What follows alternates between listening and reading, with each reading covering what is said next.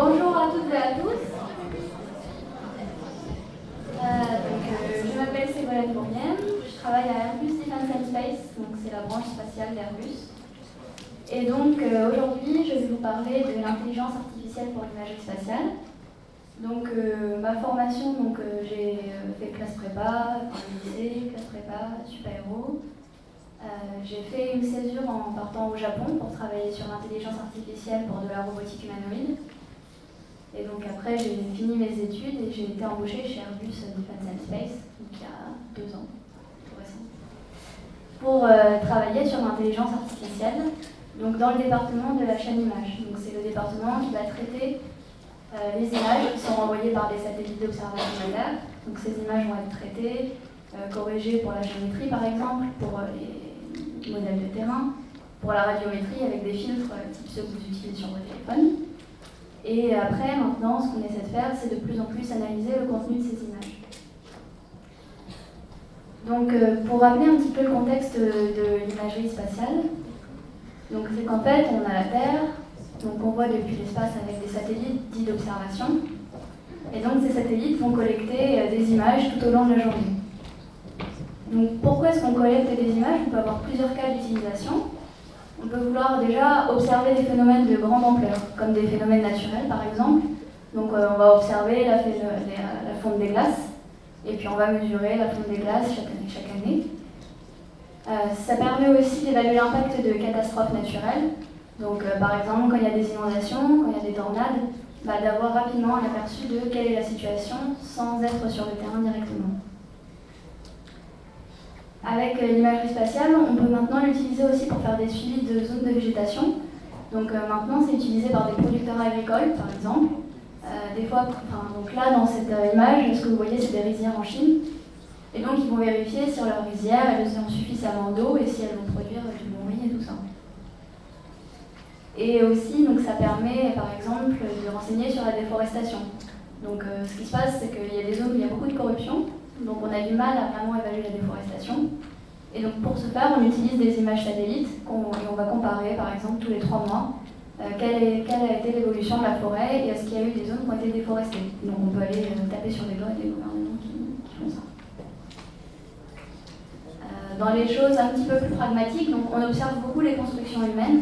Donc on peut vérifier par exemple l'évolution de certains endroits, on peut l'utiliser comme des indicateurs de densité de population pour voir les endroits qui changent beaucoup.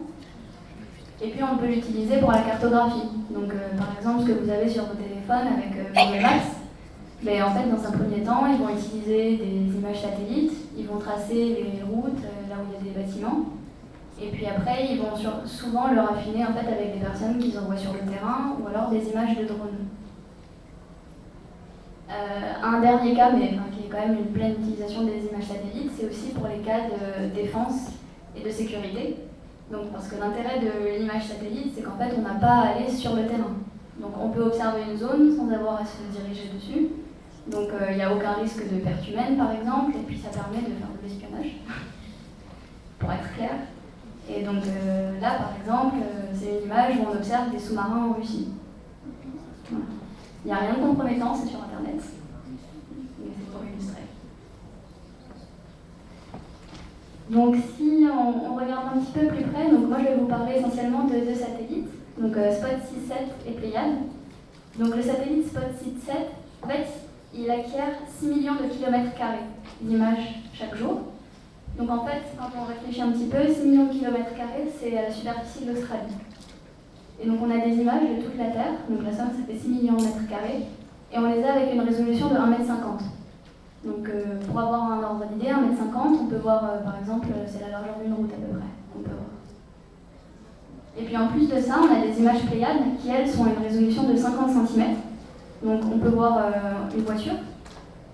Et donc ces images-là, il y a 1 million de kilomètres carrés, donc l'équivalent de l'Égypte. Et ce qui est important de se rendre compte, c'est que toutes ces données-là, on les acquiert tous les jours. Donc tous les jours, on a des observations de la Terre, un petit peu à différents endroits, et avec des résolutions qui commencent à être intéressantes pour observer vraiment ce qui se passe. Donc si on synthétise un petit peu plus encore, c'est que donc maintenant, la Terre depuis l'espace, ça représente énormément de données, d'une part, avec beaucoup de variétés de paysages. Donc des fois ça va être l'Antarctique avec de la neige, des fois ça va être le Sahara, des fois ça va être des villes, des parties avec la mer. Donc beaucoup de paysages à gérer. Et maintenant, on a vraiment un accès simplifié à ces données. Avant, c'était très difficile de rentrer dedans pour se procurer une image, etc. Maintenant, avec Internet et tout ça, en fait, on les requête. Enfin, c'est comme Google quand vous regardez la vue satellite. Et par contre, la question qui se pose, donc, c'est avec toutes ces données, toutes ces images satellites, comment est-ce qu'on fait? Parce qu'on est un petit peu submergé d'un seul coup par toutes les informations qu'on a à traiter. Et comment est-ce qu'on peut améliorer notre façon d'interagir avec ces images? Par exemple, quand on cherche une ville, directement trouver toutes les villes. Si on cherche tous les aéroports, directement montrer tous les aéroports. Et donc ce, en rajoutant un petit peu plus d'intelligence dans nos façons de traiter nos images satellites. Et donc ce qui se passe, c'est qu'on a ce problème-là qui émerge côté imagerie spatiale, et d'un autre côté, on a beaucoup d'avancées en termes d'intelligence artificielle. Donc c'est des avancées qui sont plus ou moins anciennes, elles datent de 2011 par exemple. Mais par contre, en fait, elles sont rapidement passées dans l'industrie. Elles ne sont pas limitées aux labos de recherche. L'industrie se les approprie de plus en plus rapidement pour en tirer de la valeur ajoutée. Donc si on revient un petit peu en arrière, en 2011, c'est un des premiers problèmes qui a été traité pour la reconnaissance, c'est en fait on a fait un challenge où on cherchait à dire telle image c'est un panneau de signalisation et telle image c'en est pas un. A priori ça a l'air un peu bête, mais avec les ordinateurs on a obtenu des scores de l'ordre de 98% par exemple. Donc il y avait 98% des panneaux où on disait bien que c'était bon, et les autres on se trompait. Alors que l'humain, on disait qu'il était à 99%. Et donc avec les nouvelles méthodes d'intelligence artificielle, qui s'appellent les apprentissages profonds, mais ça je ne détaillerai pas, on arrive à dépasser en fait les performances de l'humain. Et donc c'est là où ça devient vraiment intéressant. Donc en 2011, c'était un cas, on va dire, qui nous paraît complètement bateau. On cherche entre une signalisation et pas de signalisation, donc on n'a que deux alternatives. Après, ils ont continué donc en 2015 avec des nouveaux jeux de données en fait, où on a alors, un animal, je crois, un avion, un chat, un oiseau. Et donc l'ordinateur doit apprendre à dire telle image va être de tel type. Et donc là encore, on a réussi à dépasser les performances de l'humain, parce que c'est des images qui ne sont pas toujours très belles, de pas très bonne qualité, et l'ordinateur arrive à faire mieux. Dans un autre type de problème, donc je pense que vous en avez peut-être entendu parler, c'est en 2016. Donc il y a eu AlphaGo, donc c'est un jeu entre un humain et un ordinateur qui joue au Go. Et donc là, pour la première fois, l'ordinateur a battu l'humain pour jouer à ce jeu qui est très complexe. Donc là, c'est des natures de problèmes différents. Il y en a un où en fait, il y a l'ordinateur qui va préparer une stratégie pour le Go. Donc il y a plein de recherches dans ce sens. Et pour les cas que je vous ai montrés avant, c'est des cas vraiment de reconnaissance de contenu d'image. Donc ça veut dire telle image contient telle chose. Donc, je vais juste illustrer le principe de façon très simple, mais je pense que c'est la seule chose vraiment qu'il faut comprendre. C'est un petit peu comment ça marche. Donc, on va faire un détecteur de chat. Donc, ce qui se passe, donc on a notre détecteur qui, au début, c'est un petit peu comme un bébé qui vient de naître. Il n'a jamais rien vu, il ne sait pas qu'est-ce qu'un chat, qu'est-ce qu'un chien, etc. Donc, on va lui montrer un chat et puis on va lui dire ça, c'est un chat. Et donc, au début, il va dire non, c'est pas un chat.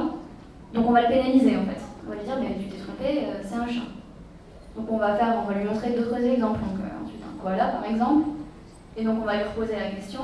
Et là comme avant il a appris que dès qu'il voyait un truc ça avait l'air d'être un chat, il va avoir tendance à dire que c'est un chat. Donc il va se tromper, donc on va le pénaliser. Et ainsi de suite. Donc on va lui montrer plein d'exemples, petit à petit. Et donc petit à petit en fait, plus il va avoir d'exemples qui vont le nourrir, plus il va détecter qu'est-ce que c'est un chat de façon efficace. Après, il va y avoir certains exemples qui vont être compliqués, où ça ressemble un petit peu à un chat. Et donc, on va le pénaliser et continuer, en fait, de lui faire apprendre en lui montrant énormément d'exemples pour que finalement, il arrive à retenir qu'est-ce que c'est un chat qui comprenne ça. Donc, ce qui se passe, en fait, c'est que maintenant, on a beaucoup de données avec tout ce qui est imagerie spatiale. On a une intelligence artificielle qui est beaucoup plus accessible. Donc notamment, en fait, il y a Google qui a mis à disposition ces outils pour l'intelligence artificielle qui permet de rentrer dedans avec moins de difficulté. Et aussi, on a à disposition une énorme puissance de calcul. Enfin, ne serait-ce que ce que vous avez sur vos téléphones ou ce qu'on peut trouver sur le cloud. Maintenant, ça permet en fait de résoudre ce genre de problème, alors avant qu'on soit nés, tous à peu près dans les salles, il n'y avait pas trop ces puissances de calcul pour pouvoir le faire. Donc moi j'ai travaillé là-dessus, donc dans le domaine du spatial, pour l'imagerie, en fait, on a essayé ces nouvelles technologies sur plein de cas différents. On a essayé sur par exemple la détection de nuages, parce qu'on a plein d'images satellites qui ont des nuages, donc on veut savoir s'il y a des nuages, éventuellement retasquer le satellite pour qu'il puisse prendre de nouvelles images. On l'a testé par exemple pour des zones de végétation, pour le suivi de déforestation dont je parlais. Et donc Automap, c'est un projet dont l'objectif c'était de faire des cartographies. Donc la cartographie c'est un sujet qui est vieux comme le monde en imagerie satellite, parce qu'on veut toujours ce genre d'informations. Et les anciennes techniques avaient des limitations, donc on a essayé d'appliquer l'intelligence artificielle pour voir est-ce que ça apportait de meilleurs résultats ou pas, et donc évaluer cela. Donc, pour poser un petit peu le problème de la cartographie, donc là on a une image, on peut faire une cartographie sur une zone. Bon là on se dit d'accord, c'est assez facile, un bâtiment c'est un espèce de truc avec un toit blanc, une route c'est une grande artère qui est à peu près grise, et puis on enlève le fond, c'est du sable. Le problème c'est quand on essaye de généraliser en fait à n'importe quelle zone. Nous, on a une grande capacité d'abstraction en fait, parce qu'on se rend compte que là, les deux paysages ne se ressemblent pas. Il y a des zones avec beaucoup de verdure, il y a des zones en fait qui vont être très très densément urbanisées, etc. etc. En fait. Donc c'est autant d'exemples pour toujours insister sur la variété de paysages qu'on peut rencontrer et cette difficulté en fait à avoir des algorithmes qui vont généraliser. Donc voilà ce que j'ai fait, j'ai pas fait plus que ce que je vous ai raconté avant. Donc j'ai pris les images satellites en fait des satellites Spot 6-7 que je montrais. Ensuite j'ai utilisé une vérité terrain OpenStreetMap parce qu'il y a certains endroits en fait où on peut très bien voir où sont les routes, où sont les bâtis. Et donc j'ai essayé de dire chaque pixel de l'image correspond à c'est une route ou c'est un bâtiment. Côté intelligence artificielle, donc c'est l'outil dont je vous parlais développé par Google, qui s'appelle TensorFlow. Et la puissance de calcul, donc on a tout envoyé sur le cloud pour avoir la puissance de calcul qu'on voulait. Donc là c'est quelques illustrations pour vous montrer le genre de résultats qu'on peut avoir. Donc à droite vous avez l'image satellite que je vous ai montré au début. Au milieu, donc c'est ce qui ressort de l'algorithme. Donc on voit qu'il arrive à capter les routes, les bâtis, mais c'est pas précis en fait. C'est pas aussi précis qu'on le voudrait. Et à droite, c'est OpenStreetMap. Donc là, on voit qu'OpenStreetMap, il n'est pas complet. Donc en fait, c'est pour ça qu'on a entrepris ce genre de démarche. C'est pour être capable d'avoir des cartographies qui soient à jour et qui soient faites en 1 minute. Pour faire une carte comme ça, il faut à peu près 5-6 jours à des opérateurs humains pour regarder toute l'image satellite et tracer les routes et les bâtis. Et donc ce qui se passe, c'est que dans les situations de crise, par exemple, on va avoir besoin d'une carte rapide. Et donc l'idée, c'est est-ce qu'on peut utiliser ce genre de cartographie faite par image satellite, par exemple, pour assister les personnes, pour rapidement voir les routes qui ont changé, ou les aider à faire des cartes beaucoup plus rapidement, de façon plus efficace. Donc voilà, donc là c'est les résultats sur un ensemble de paysages. C'est ça qui est vraiment impressionnant, c'est que ça va bien se généraliser en fait à plein de zones. Parce que l'algorithme va être entraîné en Afrique, en Europe, en Amérique, en Australie. Et donc il va être habitué en fait à voir plein de paysages et finalement à voir ce que nous on trouve naturel, un bâti, une route. Donc voilà. Donc là, ça c'est des travaux plus récents où là c'est appliqué sur une image entière avec une résolution de 50 cm. Donc c'est les résultats de la semaine dernière. Donc voilà.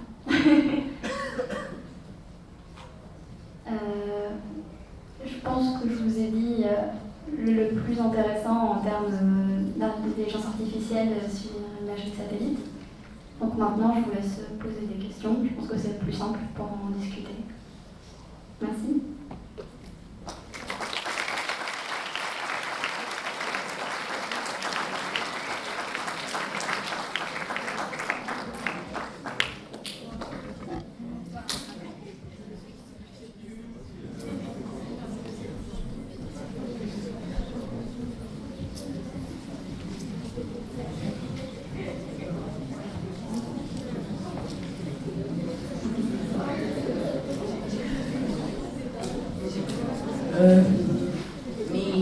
se fait que l'ordinateur il peut bien faire?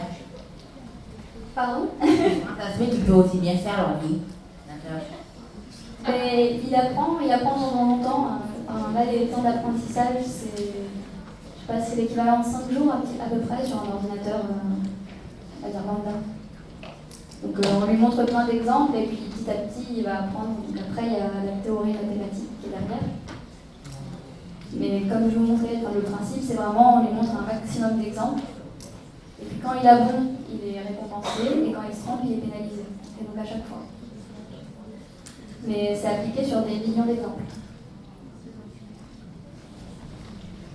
Je pense que ça répond à la question. Alors moi j'ai une question, en attendant d'autres questions dans la salle.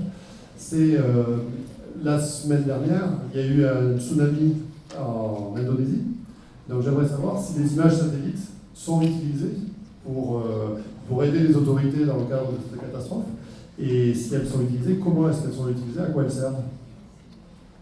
Donc, dans un premier temps, les images satellites sont utilisées en tant que telles, elles permettent de donner un aperçu de la situation. Ce qu'on essaye de faire maintenant, c'est de rajouter de plus en plus d'informations supplémentaires pour accélérer en fait l'analyse de ces images-là.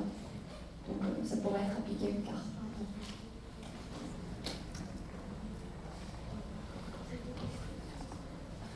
Est-ce qu'il y a d'autres questions? Allez-y, ne vous limitez pas, n'ayez pas peur du micro.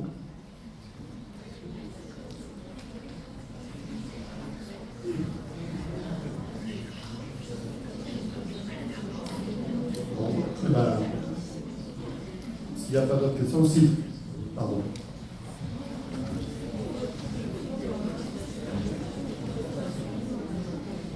Moi j'ai une question sur la résolution des images. J'avais entendu dire que là on est à 50 cm de résolution par pixel et je crois qu'on peut descendre jusqu'à 30 ou 40 cm. Et je me demandais si, au-delà de cette limite, si c'était une limite technologique qui faisait qu'on ne pouvait pas avoir des images plus précises encore, ou si c'était des conventions qui, au moment, limitaient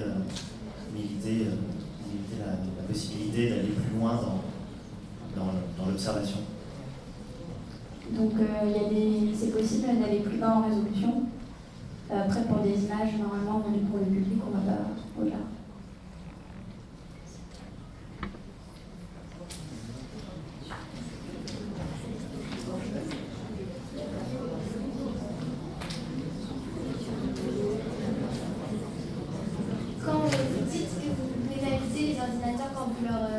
Faites apprendre une idée, c'est-à-dire quand vous dites pénaliser, comment vous faites, vous ne pouvez pas le donc, alors, ok, voilà. Ça a l'air nébuleux comme point. Donc, en fait, ce qu'on va donner au modèle, on va lui dire, admettons, tu as 2 inconnus. Et donc, pour le pénaliser, s'il a bon, il a une récompense et donc il va faire évoluer ses inconnus d'une certaine façon. S'il est pénalisé, il va beaucoup les changer pour essayer de se rapprocher d'une solution.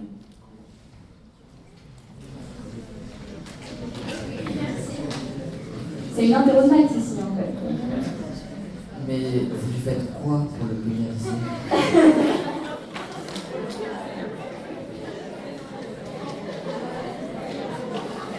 Pour le pénaliser, il y a une ligue qui se monte. Pour le pénaliser, je compare ce qu'il sort comme réponse à ce qui est attendu de comme réponse. Par exemple, s'il me sort comme réponse que sur 10 images de chats et de chiens, et que j'attends des chats, s'il me sort par exemple il y a 3 chats et il y a 4 chiens, alors qu'en fait il y a 10 chats, et ben, il va être pénalisé à hauteur du nombre de chiens qu'il a détectés.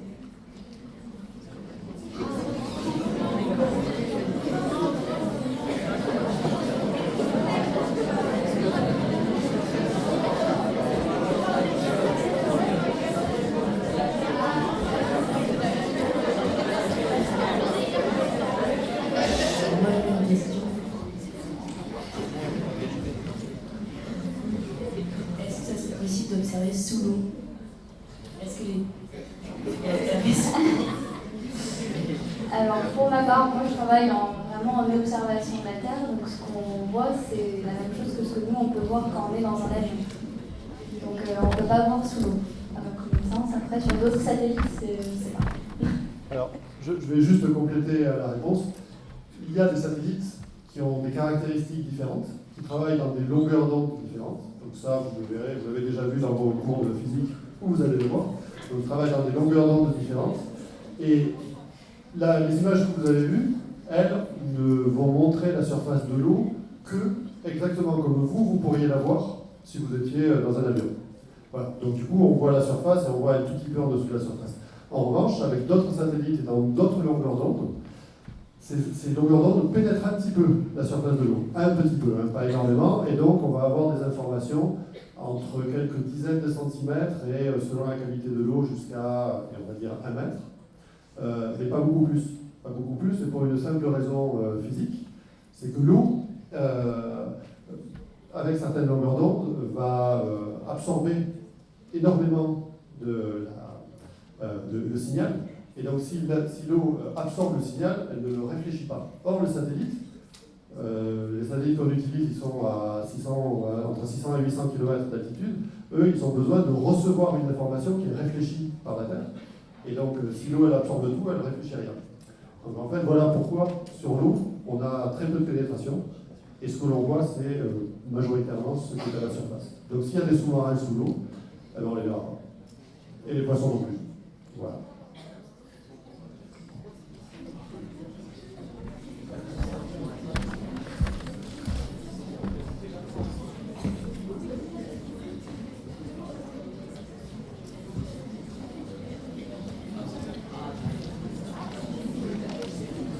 Une question très simple. Quel est le pourcentage d'erreur entre la réalité et l'image en intelligence artificielle? Pour ce cas-là, par exemple, pour ce cas-là, il y a beaucoup d'erreurs à l'heure actuelle. On est à 75%, on va dire 75% des routes et des bâtis, on les détecte vraiment complètement.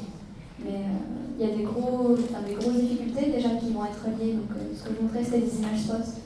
Donc, à la résolution finalement du satellite, où il faudrait utiliser des images de plus haute résolution pour déjà mieux voir les détails.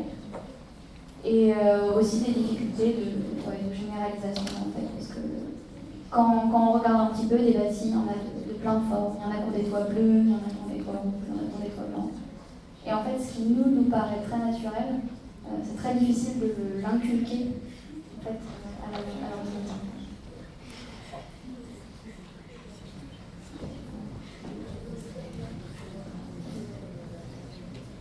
Ma question, c'est en termes d'acquisition d'images, donc du coup, c'est continu, en permanence, vous avez de nouvelles images. Du coup, en termes de stockage de données, est-ce que vous stockez toutes les données ou est-ce qu'il y a un historique où vous n'avez pas les données d'il y a plus de 5 ans ou quelque chose comme ça? À ma connaissance, toutes les images sont stockées et gardées.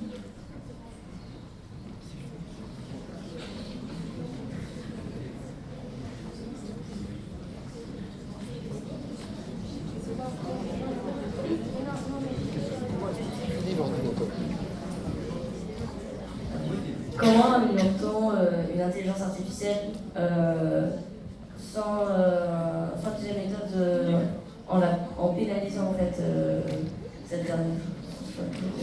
Une autre méthode, avec une autre méthode. Il y a pas cette méthode de pénaliser, c'est un standard. Après, ce qu'on peut changer, c'est le modèle d'apprentissage. Donc, ça va être des architectures en fait, où ils vont avoir un certain nombre d'inconnus, comme vous avez des neurones dans le cerveau. Donc, si on vous enlève la moitié de vos neurones, vous allez moins bien réfléchir.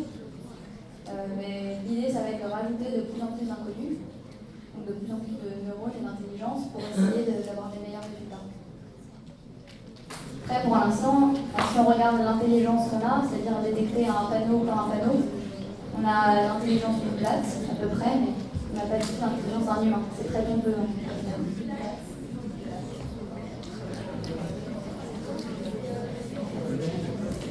Est-ce qu'on a déjà réussi à créer une intelligence artificielle qui tourne en boucle? En quelque sorte, on va demander à faire quelque chose, par exemple, on va demander n'importe quoi au final à un ordinateur, et puis lui, il va essayer de tourner en boucle pour trouver la bonne solution.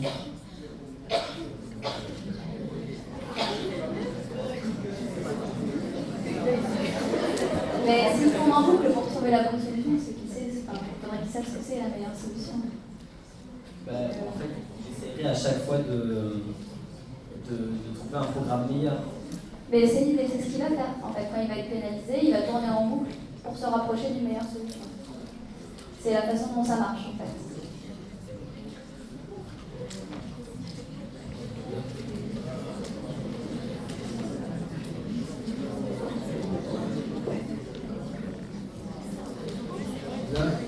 Pardon.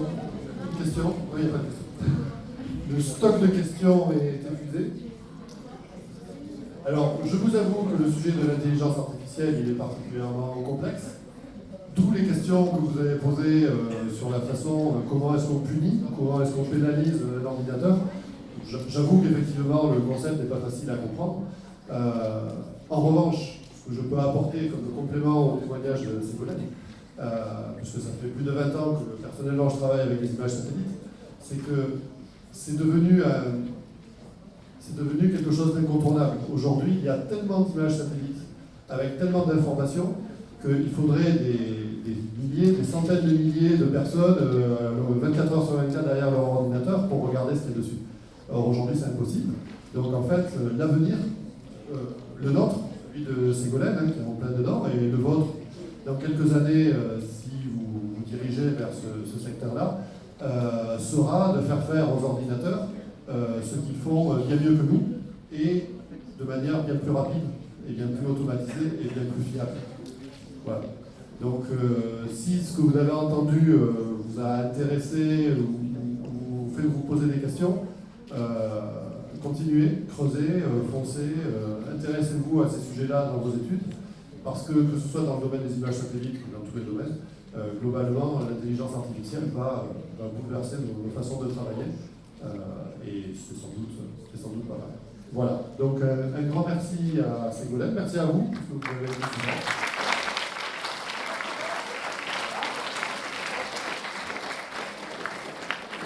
Et bonne poursuite, bonne continuation dans la cité de l'espace. Vous avez sans doute des gens qui vous attendent. Donc profitez-en.